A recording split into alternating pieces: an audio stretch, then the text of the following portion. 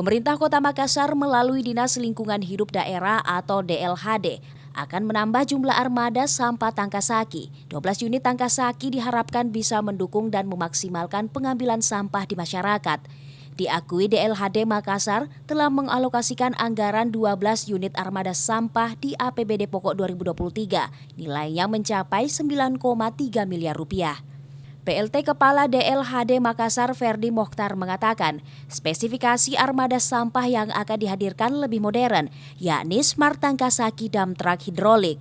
Armada ini menggunakan pompa hidrolik sehingga memudahkan untuk menaikkan dan menurunkan sampah. Tangkasaki sistem hidrolik, jadi agak lebih bagus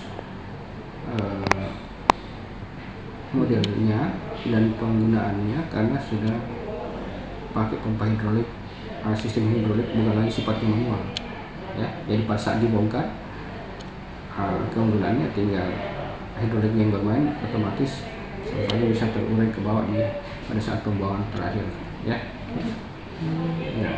Di tahun 2022 sudah diadakan 20 unit, di tahun 2023 sebanyak 12 unit. Insya Allah kita akan melakukan pemetaan kepada semua di kecamatan untuk target pengadaan berikutnya di tahun 2024. Tangkasaki dengan model serupa juga telah diperadakan pada tahun 2022 sebanyak 20 unit.